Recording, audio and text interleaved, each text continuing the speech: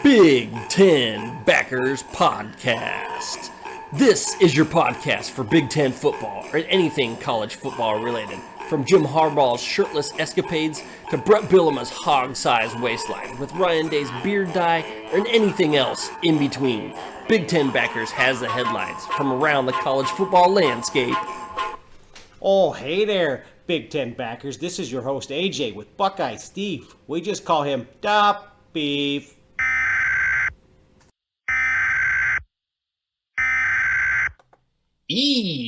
Emergency Podcast. This is the Big Ten Backers Podcast, coming to you in an emergency situation. Our premiere podcast will be released before the season starts.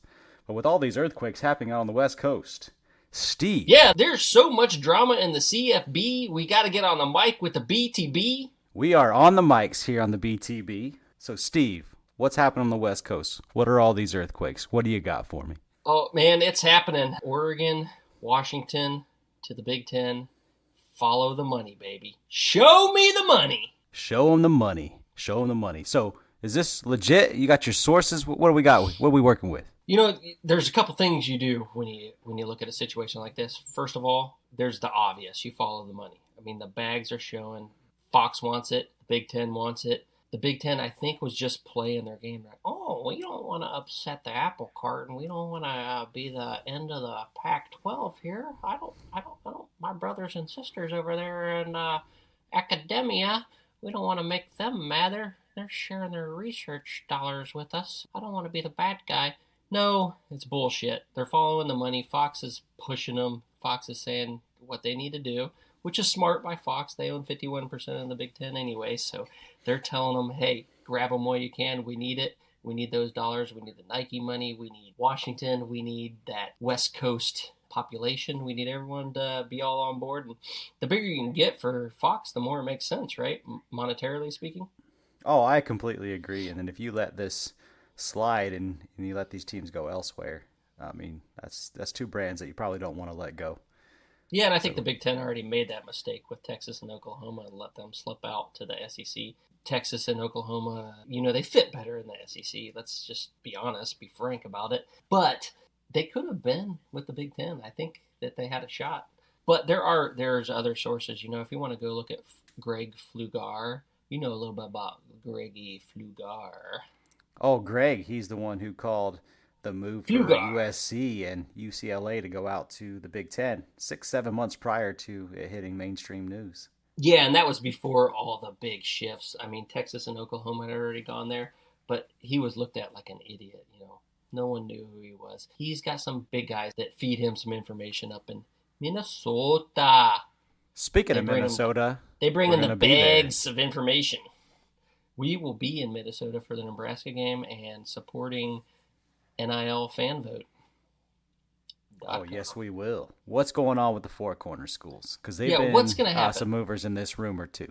There's a domino effect going on. Like I said, the Big Ten didn't want to upset the apple cart and be like the main guys that were causing the collapse of the Big 12. But they are. They already took the LA schools. So they were just waiting for everything to be finalized for Arizona. I don't know if Utah and Arizona State are out, but I imagine after all of the hoopla with everyone else moving, they're going to be out. Again, follow the money, and they're not going to have anywhere else to go. They might as well go to the Big 12. I just don't know, like politically with the chancellors, with the presidents. I don't think all those I's have been dotted and T's crossed. I don't think they have their ducks in a row, if you will. Ducks in a row. You trying to use a pun over there? Oh, yeah. I think the Big Ten planned this out. When we posted that picture of Brutus and the duck and things were to come, there was a little bit more. You don't just ship a Buckeye costume all the way across the country just to take a picture at the field, in Oregon. What about FSU? Oh, yeah. Florida State, if you haven't heard, they are disgruntled, unhappy, looking to move, want a new home, and pretty much said, fuck you to the rest of the ACC. They've been trying to get out for a year, searching for a good way to get out. I mean, they might have some validity to being able to get out of that GOR, only because it's so lopsided what the ACC makes compared to the SEC and the Big Ten. They can say that it's non-competitive, their agreement anymore. And I think there might be some legal grounds, but I don't know who's going to take them. I think that maybe the SEC takes them because they have to kind of keep par with whatever the Big Ten does. But it sounds to me like the SEC is ready to stay where they're at. The Big Ten sounded like that not too long ago, but I mean, money talks and bullshit walks, so we'll see. Yeah, you can never trust what these conferences say. They always say they're never doing this and they're not doing that, and this coach isn't leaving and blah, blah, blah. But there's always something happening. There's always someone planning, always someone scheming. Yes, sir. Keep following the Big Ten Backers podcast.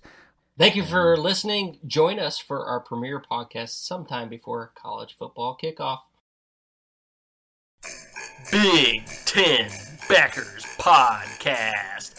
Follow our sponsors at NIL Fanboat on Instagram, Facebook, Twitter. Also visit the website nilfanboat.com. Oh, no Midwest goodbye today.